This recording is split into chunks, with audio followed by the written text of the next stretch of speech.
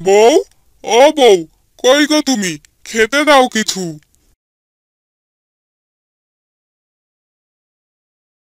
এই তো গো আমি। তুমি যাও হাত মুখ ধুয়ে আসো, আমি খেতে দিচ্ছি। হ্যাঁ, যাও যাও, তাড়াতাড়ি যাও। হরি নদীর ধারে আমার জন্য বসে আছে যে। দেরি হয়ে যাচ্ছে। মাছ ধরতে তো যাব নাকি? বললাম তো হাত মুখ ধুয়ে আসো, খেতে দিচ্ছি। ঠিক আছে গো, যাচ্ছি যাচ্ছি। তুমি তাড়াতাড়ি খাবার দাও। এরপর গোপাল খাবার খেয়ে নদীর ধারে যায়। সেখানে হরি তার জন্য নৌকা নিয়ে অপেক্ষা করছিল। কিরে গোপাল, তোর এখন আসার সময় হলো বুঝি? কত বেলা হয়ে গেছে, দেখেছিস? আর বলিস না রে, তোর বৌদি খাবার দিতে দেরি করলো, তাই খেয়ে আসতে দেরি হলো রে। হয়েছে হয়েছে, এখন ওঠ নৌকাতে। মাছ ধরতে হবে তো নাকি? হ্যাঁ, উঠছি, দাঁড়া। এরপর গোপাল ও হরি নৌকাতে করে জাল নিয়ে মাছ ধরতে যায়। নদীর মাঝখানে যায়। গোপাল, ওই দিকটায় জাল ফেলে দেখ। হ্যাঁ, দাঁড়া, ফেলছি। গোপাল আর হরি কিছু মাছ পায় আর সেগুলো বাজারে নিয়ে গিয়ে বিক্রি করে। তারপর দুজনে দুজনের বাড়িতে যায়। কি গো বউ, কই গেলে? জাল নাও দেখি। হ্যাঁ দাও। তুমি খাবে এখন না দেরি? আর আজ কেমন মাছ ধরলে গো? হ্যাঁ গো, পেয়েছি মোটামুটি। তুমি খেতে দাও এখনই, খিদে পেয়েছে, খাবো। ঠিক আছে যাও, হাত মুখ ধুয়ে আসো, আমি খেতে দিচ্ছি।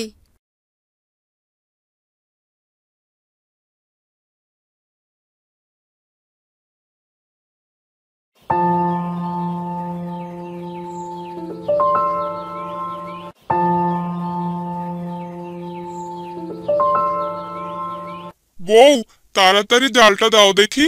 আজ আর খাবো না, অনেক দেরি হয়ে গেছে। হরি খুব রাগ করবে আজ গো।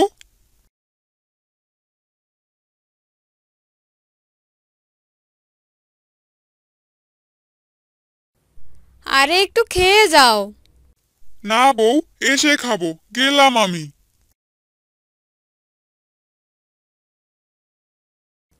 এরপর গোপাল নদীর কাছে যায়, গিয়ে দেখে হরি রেগে বসে আছে। আজকেও দেরি করলি গোপাল, তোকে নিয়ে আর পারি না। আজ যদি মাছ না পাই, দেখি আজ তোকে। আচ্ছা হয়েছে, চল এবার যাই। আর রাগ করিস না। ঠিক আছে, আয় তাড়াতাড়ি নৌকাতে বস। এরপর হরি আর গোপাল মাছ ধরতে যায়। আজ তারা অন্য একদিকে যায়, যেখানে নদীর পাশে বড় একটি জঙ্গল ছিল। হ্যাঁ হ্যাঁ, ফেলছি, দাঁড়া। গোপাল আর হরি সেখানে অনেক মাছ পায়। কিরে গোপাল, আমাদের ভাগ্য তো খুলে গেল রে। আজ তো অনেক মাছ পেলাম। এখানে আগে আসিনি কেন রে? ঠিকই বলছিস হরি। চল একটু বিশ্রাম নেই। পাশেই জঙ্গল, অনেক গাছ আছে। চল একটি গাছের নিচে বসে বিশ্রাম নেই। হ্যাঁ, চল তাই করি। একটু বিশ্রাম নিয়ে বাড়ি যাব এখন। এরপর হরি আর গোপাল নৌকা নিয়ে জঙ্গলের কাছে যায়। নদীর ধারে নৌকা রেখে নিচে নামে। তারপর তারা দুজন গিয়ে একটি গাছের নিচে বসে পড়ে। সেই গাছে একটি পেত্নী ছিল। দুইটা মানুষ, এদের আজ মজা করে খাবো। পেত্নী হরি আর গোপালকে খাওয়ার জন্য গাছ থেকে নামতে ধরে। তখনই পেত্নী তাদের নৌকাতে মাছ দেখতে পায়। ও মা, কত মাছ! না, এদের আর খাবো না। মাছ তো আমার প্রিয় খাবার। কতদিন থেকে মাছ খেতে পাই না। এই দুজনের মধ্যে একজনের শরীরে ঢুকে পড়ি। এদের সাথে থাকলে প্রতিদিন মাছ খেতে পারবো।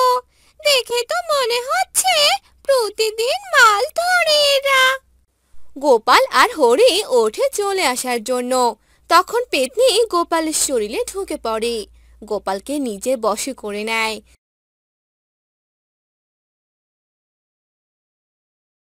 তারপর গোপাল আর হরি নৌকাতে উঠে রওনা দেয়। হরি নৌকা চালায়, গোপাল কোনো কথা বলে না। কিরে গোপাল, চুপ হয়ে আছিস কেন? কোনো কথাই যে বলছিস না। আজ অনেক মাছ পেলাম, তাই না বল? এগুলো বিক্রি করে আজ অনেক টাকা পাবো। তুই তোর ভাগের মাছ বিক্রি কর, আমি আমার মাছ বিক্রি করব না। কেন রে, মাছ বিক্রি করবি না কেন? কি করবি মাছ তাহলে? আর মাছ বিক্রি না করলে খাবি কি? বাজার করবি কিভাবে? তোকে এত আমার জন্য চিন্তা করতে হবে না, তুই তোরটা ভাব, বুঝলি? কিরে গোপাল, কি হয়েছে তোর? এভাবে কথা বলছিস কেন? গোপাল কোনো উত্তর দেয় না, চুপ হয়ে থাকে। এরপর তারা পৌঁছে যায়। গোপাল কোনো কথা না বলে তার মাছ নিয়ে নৌকা থেকে নেমে চলে আসে। আরে গোপাল তো চলে গেল, কোনো কথাই তো বললো না। বুঝলাম না কি হলো গোপালের, এমন অদ্ভুত আচরণ কেন করছে? হরি বাজারে চলে যায় মাছ বিক্রি করার জন্য। এদিকে গোপালও বাড়িতে চলে যায়।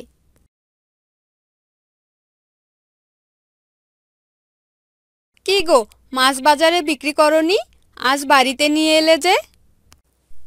গোপাল তার বউয়ের সাথেও কোনো কথা বলে না, কথা না বলে ঘরে চলে যায়। গোপাল ঘরে গিয়ে কাঁচা মাছগুলো খেতে থাকে।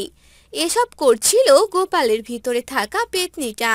গোপালের বউ ঘরে গিয়ে দেখে গোপাল বসে কাঁচা মাছ খাচ্ছে।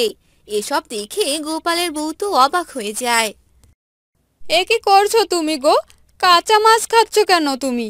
কি হয়েছে তোমার গো? হায় ভগবান, এ কি হলো আমার স্বামীর? বেশি কথা বলিস না, আমাকে মজা করে খেতে দে। বেশি কথা বললে তোকেও খেয়ে ফেলবো। এখন এখান থেকে চলে যা। গোপালের বউ আর কোনো কথা না বলে বাহিরে চলে আসে। একা একা ভাবতে থাকে। গোপালের এমন আচরণ দেখে গোপালের বউয়ের সন্দেহ হয়। গোপালের বউ হরির বাড়িতে যায়। হরি দাদা, ও হরি দাদা, বাড়িতে আছো নাকি? বাহিরে আসো একটু।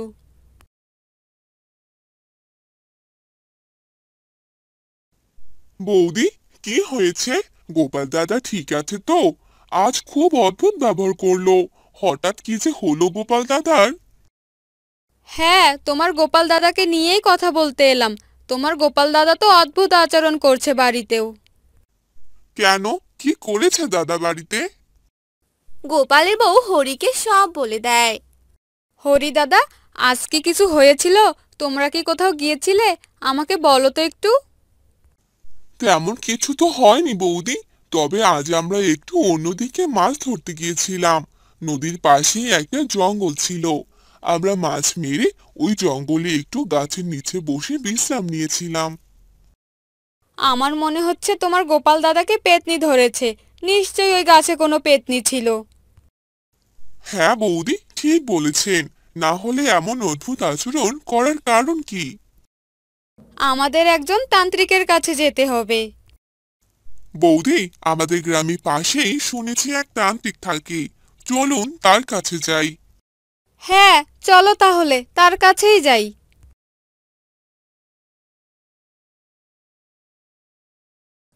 এরপর গোপালের বউ আর হরি সে তান্ত্রিকের কাছে যায়। তান্ত্রিককে সব কথা খুলে বলে। তান্ত্রিক তাদের সাথে গোপালের বাড়িতে আসে। বাড়িতে গিয়ে গোপালকে দেখেই তান্ত্রিক বুঝতে পারে তাকে পেতনি ধরেছে। হ্যাঁ, তোর স্বামীকে পেতনি ভর করেছে। এখন উপায় তান্ত্রিক বাবা, আমার স্বামীকে এই পেতনির হাত থেকে বাঁচাবো কিভাবে? উপায় আছে একটি। যা করতে হয় করুন তান্ত্রিক বাবা, আমার স্বামীকে বাঁচান। এরপর তান্ত্রিক একটি যজ্ঞের আয়োজন করে। হরি আর গোপালের বউ গোপালকে জোর করে নিয়ে আসে আর যজ্ঞের সামনে বসায়। তান্ত্রিক মন্ত্র বলে পেতনিকে গোপালের ভিতর থেকে বের করে। একটি বোতলে ঢুকিয়ে পেতনিকে বন্দি করে ফেলে। গোপাল অজ্ঞান হয়ে মাটিতে শুয়ে পড়ে। আমার কাজ শেষ, ভয় পাস না। কিছুক্ষণ পর তোর স্বামীর জ্ঞান ফিরে আসবে, চিন্তার কোনো কারণ নেই। আপনাকে অনেক ধন্যবাদ তান্ত্রিক বাবা। তান্ত্রিক বাবা, আপনি আমাদের কি যে উপকার করলেন বলে বোঝাতে পারবো না। অনেক ধন্যবাদ আপনাকে। তাহলে এবার আসি রে। এরপর তান্ত্রিক পেতনিকে বোতলে বন্দি করে নিয়ে যায়। গোপালেরও জ্ঞান ফিরে আসে। কি ব্যাপার বউ, কি হয়েছিল আমার? এসব কি, কিছুই তো বুঝতে পারছি না। আরে হরি, তুইও এখানে? তুই এখন আর কথা বলিস না গোপাল, তোর বিশ্রামের প্রয়োজন। বৌদি তোকে পরে সব বলবে। আমি আসি বৌদি, গেলাম রে গোপাল। ঠিক আছে হরি দাদা, তুমি যাও তাহলে। এরপর হরি চলে যায়। গোপালের বউ গোপালকে সব খুলে বলে, তারপর তাকে ঘরে নিয়ে যায়। আরে ও রাকেশ দাদা, আর কতক্ষণ কাজ করবে? বেলা যে গড়িয়ে গেল। আর একটু বাকি আছে। জমিতে এত আগাছা হয়েছে কি বলবো। এগুলো পরিষ্কার না করলে যে ফসল ভালোভাবে হবে না। হ্যাঁ সেটাই তো, আমি আমার জমিতে জল দিতে এসেছি। জমির মাটিতে ফেটে গেছে। হ্যাঁ দাদা, আজ বাজারে যাবে না? বউ তো বাজারে যেতে বলেছিল, কিন্তু আমার তো শরীরটা ভালো লাগছে না, তাই আজ আর যাবো না। ঠিক আছে দাদা, আমি বরং বাড়িতে গেলাম, আমার জল দেয়া শেষ। ঠিক আছে দাদা, আপনি যান তাহলে, আমি কাজ শেষ করেই যাব। এই বলে শ্যামল সেখান থেকে চলে গেল। আর রাকেশ জমিতে কাজ করতে লাগলো। তারপর বাড়িতে চলে গেল। গিন্নি, ও গিন্নি, কোথায় গেলে তুমি?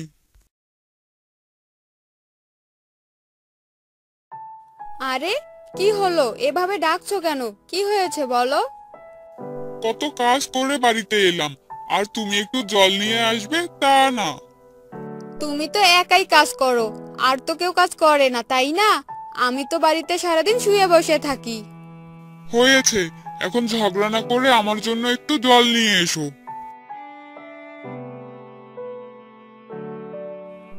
এরপর রাকেশের বউ রাকেশের জন্য জল এনে দেয়। আর রাকেশ বারান্দায় বসে জল খেয়ে নেয়। গোসল করে এসো, আমি তোমার খাবার বেড়ে দিচ্ছি। এরপর রাকেশ গোসল করতে যায়। তাদের গ্রামে থাকতো এক মোড়ল। সবাই তাদের ফসলের অর্ধেক অংশ মোড়লকে দিয়ে দিত। আর গ্রামের সব কৃষকদের জমি নিয়ে মোড়ল খুব সুখে দিন কাটাচ্ছিল। হ্যাঁ রে লালু, সব কৃষকদের কি খবর? এবার সবার জমিতে ফসল কেমন হয়েছে? আরে মালিক, আপনি কোনো চিন্তা করবেন না। ফসল ভালো হোক বা খারাপ হোক, আপনি আপনার ভাগটা ঠিক পেয়ে যাবেন। হ্যাঁ হ্যাঁ, তা তুই একদম ঠিক কথাই বলেছিস। যা, এবার আমার জন্য চা নিয়ে আয়।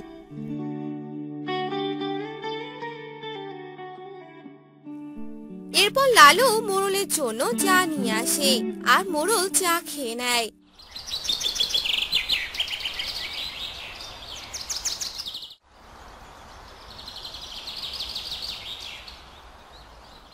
আর একদিন রাকেশ মোড়লের বাড়িতে আসে। মোড়ল মশাই, ও মোড়ল মশাই, কোথায় গেলেন আপনি? আরে কি হলো, আমায় এভাবে ডাকছিস কেন? মোড়ল মশাই, আমায় কিছু টাকা ধার দিন, জমিতে যে সার দিতে হবে। টাকা দিব ঠিক আছে, তবে এবার ধান যেন একটু বেশি পাই বুঝলে। আগের বার তো কম দিয়েছিলি। ভালো ফসল হলে আমি আপনাকে বেশি করে ফসল দিব। এত কথা শুনতে চাই না, এবার ফসল একটু বেশি চাই। এরপর মোড়ল রাকেশকে টাকা দিয়ে দিল। আর রাকেশ সেখান থেকে চলে গেল। আর জমিতে গিয়ে সার দিল। আর এভাবেই অনেকদিন চলে গেল।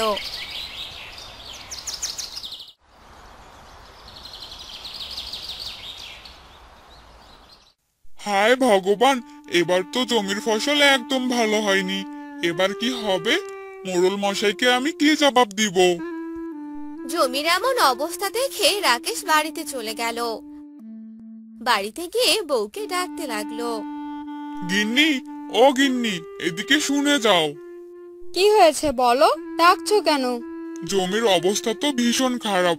ফসল যা হয়েছে তাতে করে আমরা কি নিব, আর মোড়ল মশাইকে বা কি দেব? এবার কি হবে বলো তো? আমি আর কি বলবো, সারা দিন রাত জমিতেই পার করে দিলে, তবুও ফসল ভালো হলো না। আরে ও রাকেশ দাদা, মালিকের ভাগটা কবে দিবে শুনি? এবার ফসল যে ভালো হয়নি, মোড়ল মশাইকে বলো সামনের ফসল যোগ করে একসাথে দিয়ে দিব। না না, এসব কথা চলবে না। মালিক বলেছে ফসল নিয়ে তারপর বাড়ি যেতে। আর তুমি যদি না দাও তাহলে আমি সব ফসল কেটে নিয়ে চলে যাব। না না, এমনটা করো না। তুমি সব ফসল নিয়ে গেলে আমরা খাবো কি? সংসার চলবে কি করে? আর সবগুলো ফসল কেটে নিয়ে গেল। আর রাকেশের কিছুই করার থাকে না। হ্যাঁ গো, এখন কি আমরা না খেয়ে থাকবো নাকি? মোড়লের কর্মচারী যে সব ফসলগুলো নিয়ে গেছে। গিন্নি, এখন যে আমার আর কিছুই করার নেই। এখন যে অন্য কোনো উপায় ভাবতে হবে। এত কিছু আমি ভাবতে পারবো না, যা করার তুমি একাই করো, বুঝলে? কথা বলে রাকেশের বউ কাজ করতে চলে গেল।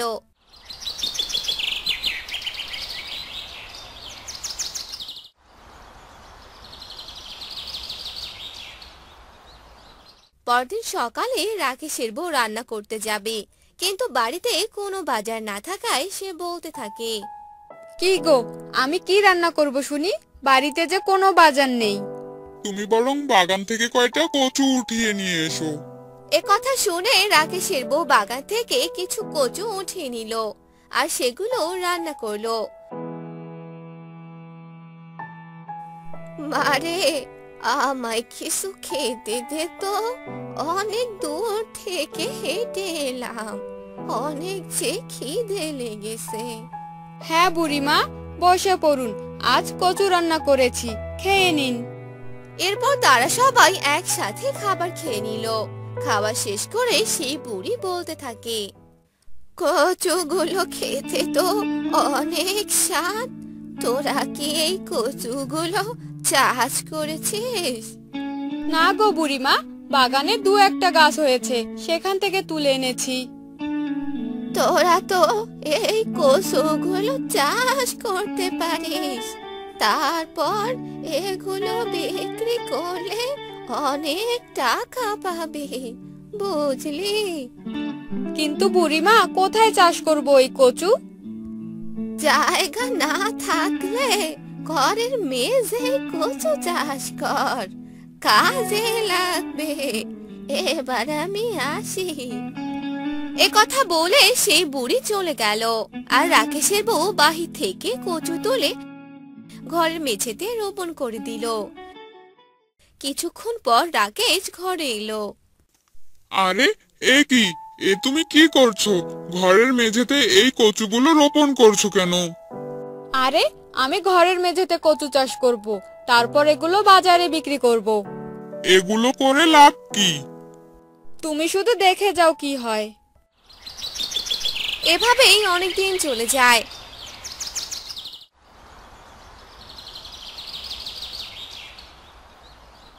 আর তাদের কচুগুলো বড় হয়ে যায়। আর সে কচুগুলো নিয়ে বাজারে যায় আর সবগুলো বিক্রি করে।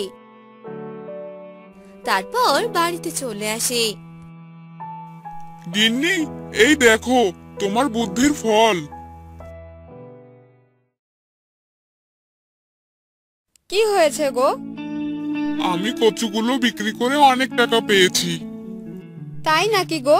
তাহলে তো আমাদের আর কোনো কষ্ট থাকবে না, সব অভাব দূর হয়ে যাবে। হ্যাঁ গো, তুমি একদম ঠিক কথাই বলেছো।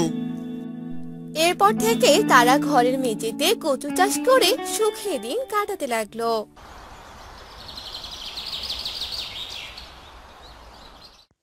ফিরোজপুর গ্রামে রহিম নামে একটি চাষি তার বউয়ের সাথে থাকতো।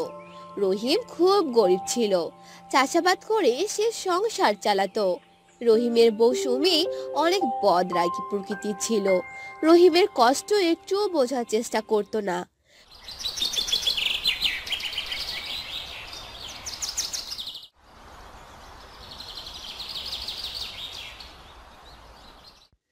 কি গো, কোথায় গেলে? এদিকে এসো তাড়াতাড়ি। বলি, আমার কথা কি তুমি শুনতে পাচ্ছ না নাকি? এত ডাকাডাকি করা লাগে, তবুও শুনতে পায় না?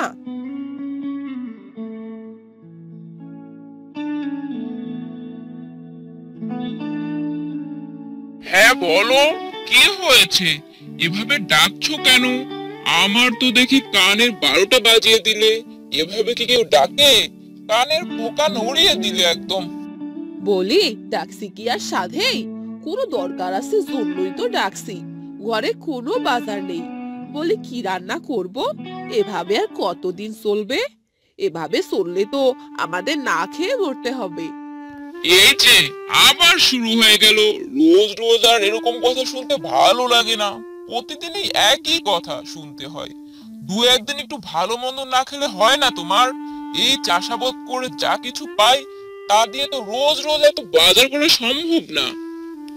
বাজার করতে পারবে না, খাওয়াতে পারবে না, তো বিয়ে করেছো কেন শুনি?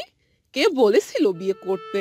সারা জীবন একাই থাকতে, তাহলেই তো হতো, আর এত খরচ করতে হতো না। হয়েছে, এবার থামো। তোমার জন্য একটু শান্তিতে বাড়িতেও থাকা যায় না। বাড়িতে আসলেই শুধু বক বক করেই যাও। একটু শান্তি মতো থাকতে দাও না। কি যে করি আমি। কি আর করবে? বাবা মা যে কি দেখে তোমার সাথে আমার বিয়ে দিয়েছিল বুঝি না। আর কি কোনো ভালো ছেলে চোখে পড়েনি যে তোমার মতো গরিব চাষির সাথে বিয়ে দিতে হলো? সুমির কথা শুনে রহিম অনেক কষ্ট পেল আর বাড়ি থেকে চলে গেল। সুমি সব সময় রহিমের সাথে এরকম ব্যবহার করত, কারণ সুমির বড়লোক ছেলে পছন্দ ছিল। তাই সুমি রহিমকে সহ্য করতে পারতো না, সব সময় খারাপ ব্যবহার করে যেত। আমার বই আমার কষ্ট বোঝে না। সব সময় কষ্ট দিয়ে কথা বলবে। আমিও তো মানুষ, আমারও তো কষ্ট লাগে। আমারও তো মন আছে, জানি না বউ আমার কষ্টটা কবে বুঝবে। রহিম মনে মনে এসব কথা বলছিল আর বাজারের দিকেই যাচ্ছিল, কারণ বাজার করে বাড়িতে না নিয়ে গেলে আজ আর রক্ষে নেই। তাই রহিম বাকিতে হলেও বাজার নিয়ে যাবে। রহিম যেতে যেতে বাজারে চলে গেল আর একটি সবজির দোকানের সামনে গেল। দাদা, আমাকে কিছু সবজি দাও তো। এবার ফসল উঠলেই তোমার সব পাওনা মিটিয়ে দিব। এভাবে আর কতদিন চলবে? রোজ রোজই যদি এভাবে বাকিতে জিনিস নিয়ে যাও, তাহলে পাওনা টাকা শোধ করবে কবে? আরে দাদা, বোঝই তো গরিব মানুষ, চাষাবাদ করে সংসার চালাতে হয়, তাই তো এত সমস্যা। দাও না দাদা, এবারের মতো বাকিতে দিয়ে দাও না। কদিনের মধ্যে তোমার সব টাকা শোধ করে দিব। না না ভাই, আমার তো সংসার চালাতে হয়। রোজ রোজ এত বাকি দিলে তো আমার ব্যবসায় অনেক ক্ষতি হয়ে যাবে। আমি ভাই আর বাকিটাকে দিতে পারবো না। আচ্ছা দাদা, ঠিক আছে, আমি বরং পরে নিয়ে যাব। আর তুমি কোনো চিন্তা করো না, আমি তোমার সব টাকা শোধ করে দিব। রহিম সেখান থেকে চলে যায় আর মনে মনে ভাবে, আমি বরং মোড়ল মশাইয়ের কাছে যাই, দেখি উনি কোনো টাকা ধার দেয় কিনা। না হলে আবার বউ আবার বাড়িতে ঢুকতেই শুরু করে দিবে চেঁচামেচি। এই বউয়ের জ্বালায় আর বাঁচি না। রহিম মোড়লের বাড়িতে চলে যায় আর মোড়লকে ডাকতে থাকে। মোড়ল মশাই, ও মোড়ল মশাই, বাড়িতে আছেন? একটু বাহিরে আসবেন, কিছু কথা ছিল। মোড়ল ঘর থেকে বেরিয়ে এলো আর দেখলো রহিম দাঁড়িয়ে আছে। মোড়ল তখনই বলল, কি ব্যাপার রহিম, এভাবে ডাকছো কেন? কিছু হয়েছে? রহিম মোড়লের জমি চাষাবাদ করে দিত, তাই মোড়ল রহিমকে একটু বেশি ভালোবাসে। মোড়ল মশাই, আমাকে কিছু টাকা ধার দিবেন? আসলে খুবই সমস্যার মধ্যে আছি। যদি একবারের মতো আমাকে কিছু টাকা দিতেন তাহলে আমার খুব উপকার হতো। আচ্ছা ঠিক আছে, নিয়ে যাও, কদিন পরেই আবার দিয়ে যেও। আসলে আমার একটু টাকা পয়সার সংকট আছে। ঠিক আছে মোড়ল মশাই, আপনাকে অনেক ধন্যবাদ। আসলে আপনি ছাড়া আমাকে আর সাহায্য করার মতো কেউ নেই। আপনি আছেন জন্য এই অভাবের মধ্যে দুটো খেতে পাচ্ছি। এরপর রহিম মোড়লের কাছ থেকে টাকা নিয়ে বাজারে চলে যায় আর বাজার খরচ করে বাড়িতে চলে যায় আর তার বউকে ডাকতে থাকে। কই গো বউ, কোথায় গেলে? এদিকে এসো, এই নাও তোমার বাজার, নিয়ে যাও। রহিমের বউ বাহিরে এলো আর রহিমের হাত থেকে বাজারগুলো নিয়ে রান্না করতে চলে গেল। এভাবেই কিছুদিন চলে যায়। দেখতে দেখতে রহিমের ফসলগুলো পেকে যায় আর রহিম সেগুলো বিক্রি করে যে টাকা পায় তা দিয়ে ঋণ শোধ করে। না, এভাবে ফসল ফলিয়ে লাভ হবে না, ঋণ শোধ করতেই সব টাকা শেষ হয়ে যায়। কি যে করি, এভাবে সংসার চালাবো কি করে?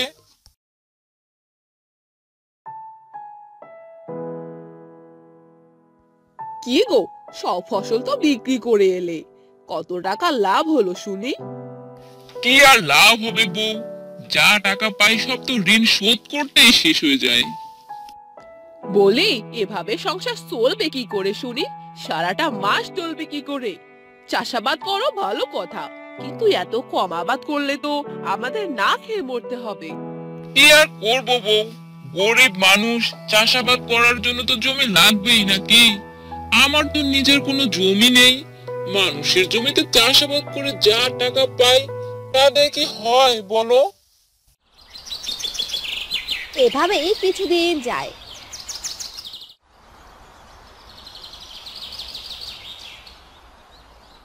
রহিমের বউ সুমি রহিমের এসব দরিদ্রতার সংসার আর সহ্য করতে পারে না, তাই রহিমকে সবসময় এড়িয়ে চলতো। রহিমকে আর আগের মতো পাত্তা দিত না, ঠিক মতো রান্না করতো না, এমনকি ঠিক মতো কথাও বলতো না। এসব তুমি কি শুরু করেছো শুনি? ঠিক মতো কথা বলছো না, রান্না করছো না, সব সময় আমাকে এড়িয়ে চলছো। কি হয়েছে, এটা কি তোমার? কি আর হবে, উপরওয়ালা আমার কপালে এই রেখেছিল। না পাচ্ছি ভালো মন্দ খেতে, না পাচ্ছি ঠিক মতো কাপড়। বলি, এক কাপড় আমি আর কতদিন পরবো শুনি? এভাবে কি জীবন চলবে? এসব তুমি কেন বলছো বউ? তুমি তো জানোই আমার অবস্থা। তুমি যদি আমাকে কষ্ট না বুঝো তাহলে কে বুঝবে বলো? এসব আমাকে বোঝাতে এসো না, আমি এসব কিছু শুনতে চাই না। আমি আর তোমার সাথে থাকতে পারবো না, চললাম আমি বাপের বাড়ি, তুমি থাকো তোমার সংসারে। এই বলে সুমি ব্যাগ নিয়ে বাপের বাড়ি চলে গেল আর যাওয়ার সময় বলে গেল, তুমি আর আমার আশা করো না, আমি আর কখনো এখানে আসবো না। তোমার থেকে অনেক বড় ঘরে আমি বিয়ে করব, গরিব চাষি কোথাকার। হে উপরওয়ালা, কেন আমাকে গরিব বানালে? আমার কষ্ট বোঝার মতো কেউ রইলো না। এসব বলে রহিম কাঁদতে লাগলো। কিছুক্ষণ পর রহিম মন খারাপ করে হাঁটতে হাঁটতে জঙ্গলে চলে গেল আর একটা বটগাছের নিচে বসে থাকলো। কিছুক্ষণ পর একটা সাধু সেখান দিয়ে যাচ্ছিল আর তিনি রহিমকে সেখানে দেখতে পেল। এ কি বাছা, তুই এখানে মন খারাপ করে বসে আছিস কেন? কি হয়েছে তোর? এরপর রহিম সাধু বাবাকে সব ঘটনা খুলে বলল আর সাধু বাবা রহিমের কথা শুনে তাকে কিছু সোনার মোহর দিল। এগুলো বিক্রি করে তুই চাষাবাদ করবি, তাহলে তোর আর কোনো কষ্ট থাকবে না। এই বলে সাধু বাবা সেখান থেকে চলে যায় আর রহিম অনেক খুশি হয়ে যায়। রহিম মোহরগুলো বিক্রি করে দেয় আর অনেকগুলো টাকা পায় আর জমি কিনে ফেলে। সেই জমিতে চাষাবাদ করে রহিম অনেক টাকা পায়। যাক, এতদিনে আমার কষ্টটা একটু কমলো। এখন আমার সবই আছে, কিন্তু এখন আমার পাশে থাকার জন্য আমার বউ নেই। সেদিন যদি সুমি আমার কষ্টটা একটু বুঝতো তাহলে আজ আমি সম্পূর্ণ পরিপূর্ণ থাকতাম। রহিম এসব ভাবছিল আর কষ্ট পাচ্ছিল। রহিম মনে মনে সাধু বাবাকে ধন্যবাদ জানালো। সাধু বাবার জন্য আজ আমি এত কিছু করতে পেরেছি, আজ আর আমার কোনো অভাব নেই। রহিমের বউ রহিমের উন্নতির কথা শুনে রহিমের কাছে ছুটে আসে আর বলে, ওগো, আমার অনেক ভুল হয়ে গেছে, আমাকে তুমি ক্ষমা করে দাও। আমি আর কখনো তোমার সাথে খারাপ ব্যবহার করব না, আর তোমাকে ছেড়ে যাব না। এরপর রহিম সুমিকে ক্ষমা করে দেয় আর এরপর থেকে তারা সুখে শান্তিতে বসবাস করতে থাকে।